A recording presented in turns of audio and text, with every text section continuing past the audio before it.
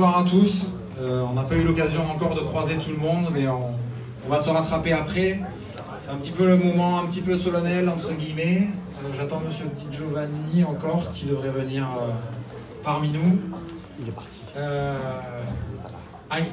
Il a dû s'absenter. Très bien. Bon, alors, on commence avec tout le monde. Donc merci d'être tous présents.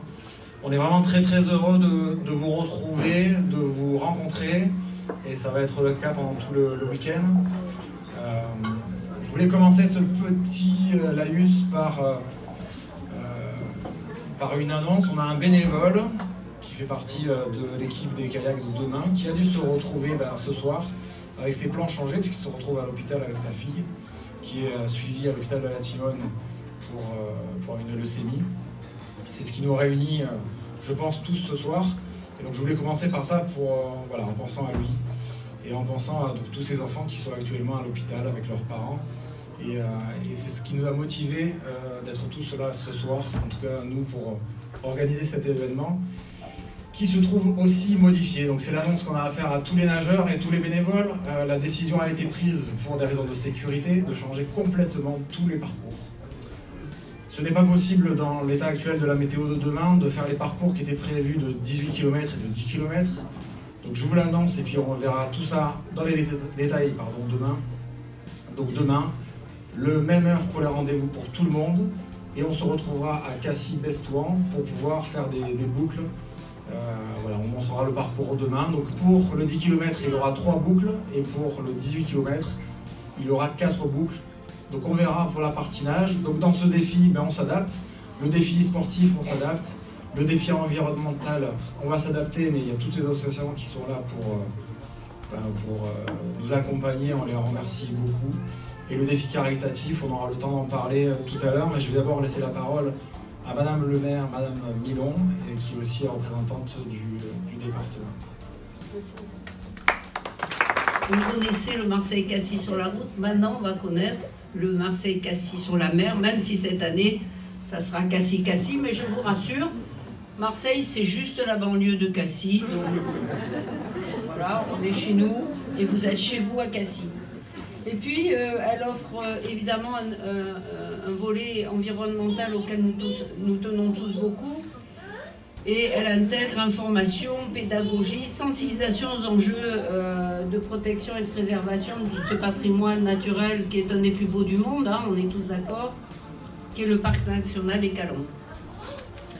Et enfin, elle intègre une dimension immensément humaine, puisque vous savez tous que cette jolie petite Manissé, qui est superbe d'ailleurs, même avec ses cheveux super courts, James Seberg en tout petit. Voilà. Voilà. Et tu sais, moi ça m'irait pas. Puisque c'est lorsque vous avez appris la maladie de Manissé en septembre 2018, elle avait alors 2 ans, que vous avez bien sûr vécu ce parcours très particulier, pour employer des mots trop difficiles devant les enfants, de soins en milieu hospitalier, et vous avez décidé de créer le MC Swim Challenge, MC, je l'ai déjà dit, comme Marseille-Cassis et comme Manissé-Caillassou. Mais on va aller un peu plus loin, c'est une compétition de nage en eau libre qui devait comprendre plusieurs épreuves. Vous avez changé et vous avez bien fait. Vous avez modifié. Ce matin, on était tous les deux à la presqu'île, je peux vous dire, ça bougeait sec. Et on a pensé à vous. Et on s'est dit, est-ce que ça va avoir lieu? Donc ça aura lieu, mais Cassis-Cassis. Et déjà, ça sera un bel exploit. Cet événement permet de soutenir 2 associations actives et impliquées sur le champ de la lutte contre le cancer des enfants. C'est Coccinelle Rouge pour Thomas et la compagnie Après la pluie. Je vous demande d'applaudir absolument.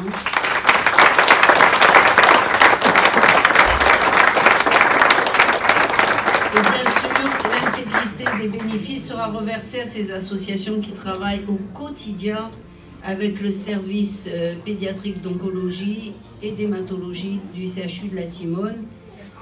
Bien sûr, pour faire tout ce que vous savez qu'ils ont pour mission de faire, c'est-à-dire améliorer les conditions de séjour des enfants, de leurs familles, organiser des actions au profit des enfants, récolter des fonds dédiés à la recherche, et la recherche des cancers pédiatriques et sensibilité du don de la moelle osseuse, de sang et de plaquettes. Mais également, il s'agit d'améliorer la vie quotidienne des enfants hospitalisés, de réaliser des projets avec eux, de créer des spectacles vivants, de les amuser, de les laisser dans la vie, quoi, hein, tout simplement.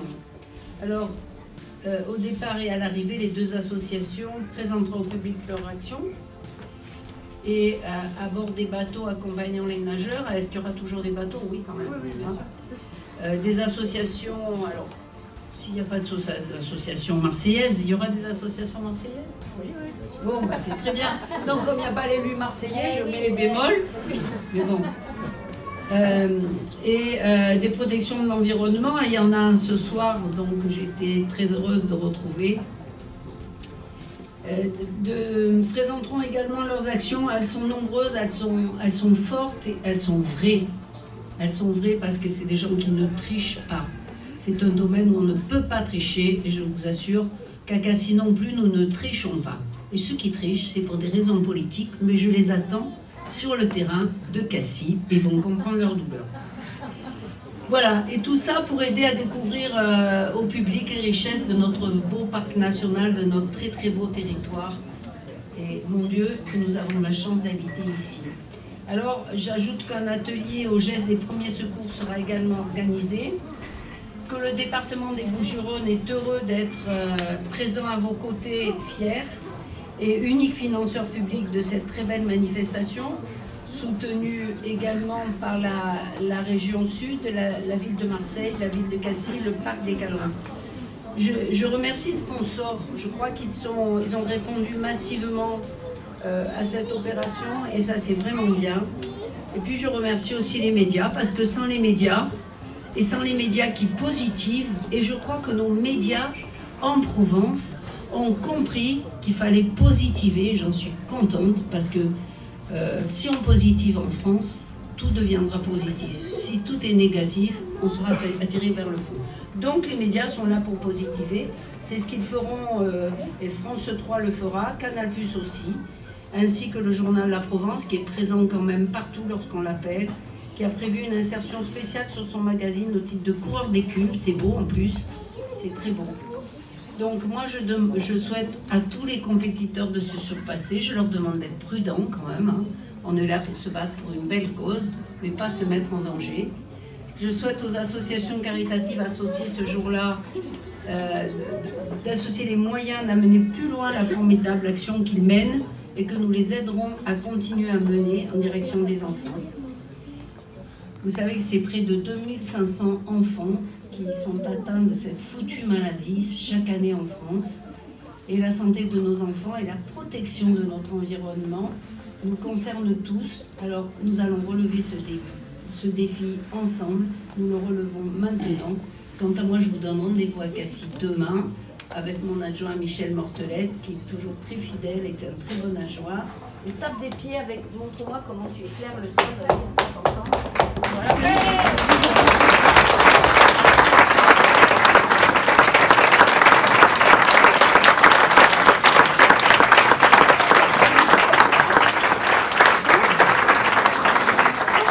Je vais passer la parole maintenant à la représentante, à la créatrice de l'association que l'on soutient, une des deux associations que l'on soutient, des Coccinelles Rouges pour Thomas, qui va vous présenter rapidement son association et son projet. Je laisse la parole. La présidente de l'association des Coccinelles Rouges. Nous avons créé l'association il y a pas tout à fait 2 ans encore, quand mon fils Thomas de 7 ans a été atteint d'une leucémie, actuellement sur une récidive et en soins palliatifs. Donc nous avons le cœur de sensibiliser les gens sur le don de la moelle osseuse, le don de sang et de plaquettes, parce que nos enfants en manquent grandement aujourd'hui. Donc ça, c'est vraiment notre premier but, de sensibiliser. Ensuite, on aide au sein du service hémato-onco du professeur Michel dans tout ce qui est le bien-être et le confort des parents ainsi que des enfants. Donc on a acheté des canapés, des lits, des frigos, des machines à laver, tout ce qui peut servir et qu'on n'imagine pas du tout qu'on a besoin au sein de l'hôpital. On a emmené des enfants en vacances, voilà. Et aujourd'hui, on a un autre projet qu'on aimerait pouvoir faire, qui n'existe pas en France, ou du moins il n'y en a qu'un. On aimerait créer une maison palliative. Donc pour ça, on a besoin de tous les mécènes, de tous les sponsors, de l'aide de tout le monde, parce que encore plus sur la région PACA, il n'y en a pas du tout. Et les maisons palliatives pour les enfants, on en a besoin. Voilà, donc c'est juste ces quelques mots. Merci.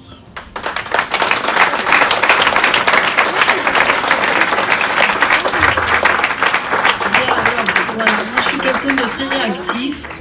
Vous savez, à Cassis, on a le marché italien tous les ans et on vend des affiches que tout le monde s'arrache, qui sont très belles. Cette année, on s'est engagé auprès d'une autre association pour défendre, aider les enfants malades, enfin, une autre maladie, mais très dure aussi.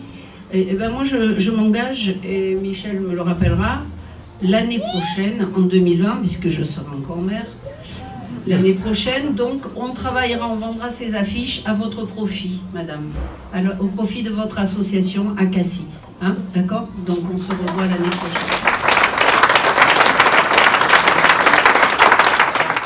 Il faut que je me baisse du coup. Je laisse maintenant la parole à notre association que l'on soutient, la compagnie après la pluie. Donc Cathy D'Arietto, sa représentante et sa créatrice. Merci. Bonsoir à tous, donc je suis Cathy D'Arietto, je suis la fondatrice de la compagnie Après la pluie. Eh bien, cette compagnie a été créée parce que moi aussi, on a eu avec mon mari qui est là, notre enfant malade. J'ai passé 4 ans à l'hôpital de la Timone.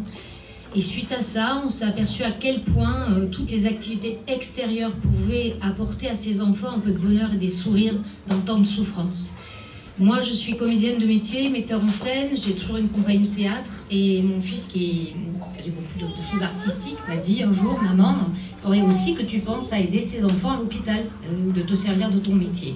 Et depuis 10 ans, c'est ce qu'on fait, avec une équipe formidable qui m'entoure, de comédiennes de chœur, de musiciens, de chanteurs. On va toutes les semaines, depuis 10 ans, vacances comprises, on n'en loupe pas une.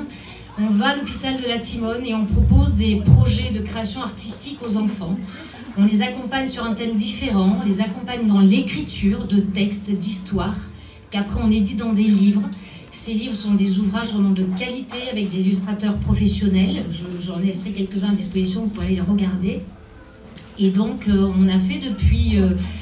on a eu au bout de 4 ans, on a récolté tellement de textes merveilleux que j'ai dit il faut en faire un spectacle et le jouer pour ces enfants aussi, et qu'ils les jouent avec nous.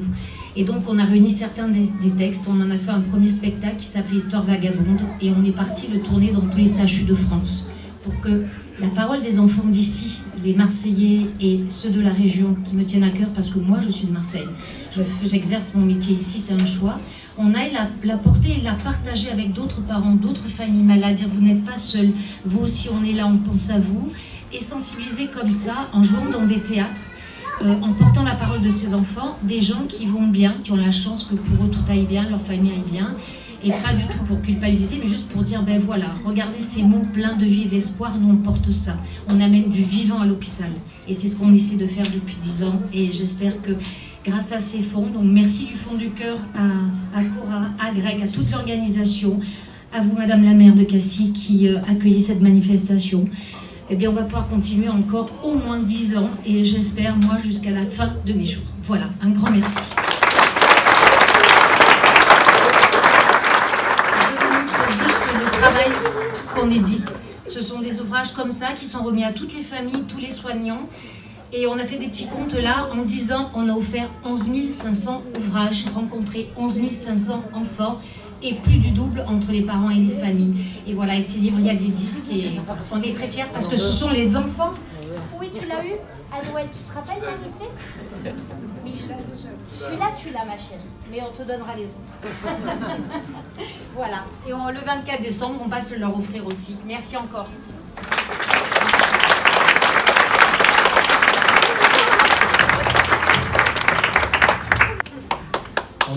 On trouvait très important de vous présenter ces associations, vous qui êtes tous là, parce que de près ou de loin, et pour beaucoup de très près, vous nous avez aidés pour que aujourd'hui nous soyons tous ici réunis, et que demain il y ait une manifestation sportive, et qu'il y ait surtout un très très beau chèque qui sera remis demain. On garde encore la surprise, surtout qu'il reste encore un peu moins de 24 heures pour continuer à faire monter la cagnotte. Et c'est aussi le moment de remercier tous les partenaires, que ce soit associatifs, privés, tous les bénévoles qui sont venus nous aider depuis un moment, que vous avez commencé à voir aujourd'hui, et encore vous n'avez rien vu. Quelques petits chiffres quand même. Il y a 160 bénévoles qui travaillent sur l'événement. Et ça a été très très très facile de réunir ces 160 bénévoles. On peut les applaudir quand on peut.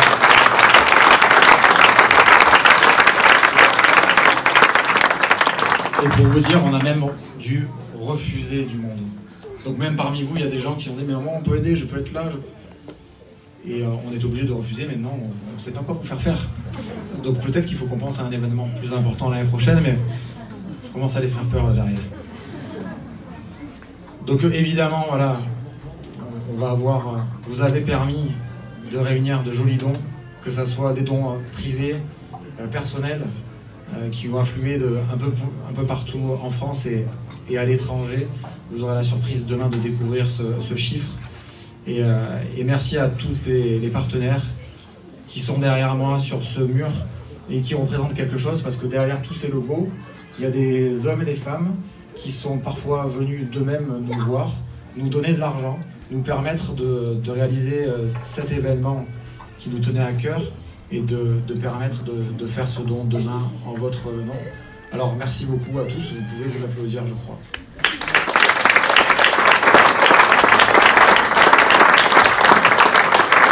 On va clôturer cette intervention avec un dernier intervenant qui a un message, qui a un discours sur la prise en charge, sur la santé de tous ces enfants atteints de cancer. C'est Monsieur Gibault qui est président de l'association César Enfance sans cancer. L'organisateur m'avoir laissé prendre la parole, c'était pas prévu au départ, mais elle a largement déjà été, la cause a largement été débattue. Mais voilà. César, mon fils, avait 8 ans, presque 9, quand il a été diagnostiqué d'un neuroblastome de stade 4. C'est plus communément un cancer du système nerveux central. Ça fait partie des cancers qui, aujourd'hui, ont de mauvais pronostics.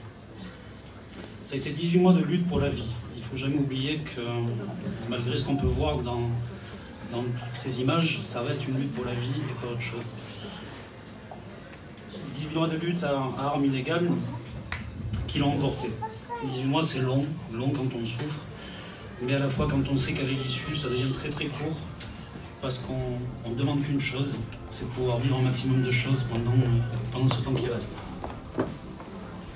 Donc suite à cette fracture, j'ai décidé de monter cette association dans la mesure de mes moyens pour essayer de changer les choses, de rentrer en résilience aussi.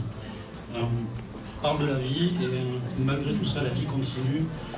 Et malgré la fracture qui est imposée, il faut savoir, il faut trouver les ressources pour pouvoir rebondir. Tenter de continuer à vivre au-delà de la mort. Alors, il y a eu des progrès qui ont été faits depuis les années 60. Dans les années 60, on ne sauvait quasiment aucun enfant d'un cancer. Aujourd'hui, on en sauve 80%. Mais reste ces 20%, ce qu'on appelle le 5e enfant. C'est ces enfants qu'on n'arrive pas à sauver aujourd'hui, ou qu'on arrive mal à sauver. Donc le défi d'aujourd'hui, c'est de trouver des protocoles pour sauver ce 5e enfant. C'est de trouver des protocoles qui vont aussi aider à mieux guérir ceux qui guérissent déjà aujourd'hui.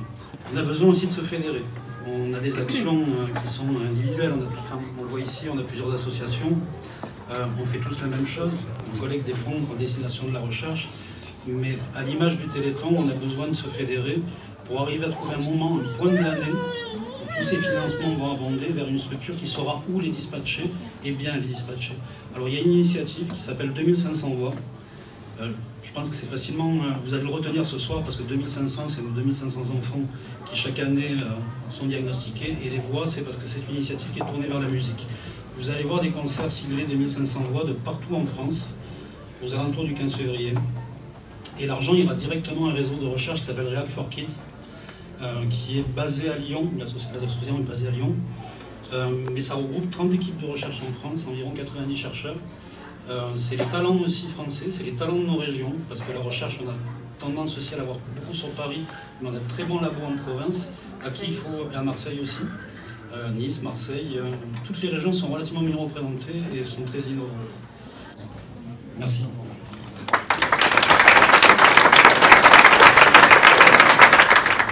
Donc bonjour, je suis Grégory Cayazo, donc je suis le papa de Manicé. Je voulais juste clôturer en disant que je suis ces associations au quotidien à l'hôpital et que leur travail est tout simplement indispensable. Ils pallient un manque que ne peuvent pas subir, que ne peuvent pas contenir les hôpitaux, n'ont pas les finances pour pouvoir mettre des lits pour les parents, avoir une salle par an pour pouvoir vivre au quotidien, parce qu'on passe des semaines, des mois à l'hôpital, enfermés dans des chambres. Donc tout ça ne peut pas être géré par les hôpitaux et est géré par les associations. Et sans elles, je n'imagine même pas comment comment je pourrais actuellement passer ces épreuves-là. Donc merci beaucoup. Demain, je vais nager, peut-être pas 18 km parce que le parcours a évolué, les heures de départ pour le 18 km a évolué. Mais voilà, je les nage aussi pour vous. Tout le monde, je voulais vous dire, c'est pas un merci moi qui me vient, c'est félicitations à tous, parce que là le genre humain me plaît. Tout à l'heure David, tu disais qu'effectivement au niveau environnemental on avait des mauvais réflexes. Là on se prouve qu'on est aussi capable d'avoir des bons réflexes et que le genre humain est bon. Et c'est l'objectif de cette manifestation, rassembler. Là, on a réussi à rassembler. J'aimerais qu'on monte en puissance, qu'on arrive à construire effectivement un bâtiment qui pourrait accueillir au niveau palliatif les enfants. C'est indispensable. Donc, c'est une première étape. J'espère que vous allez nous suivre jusqu'au bout.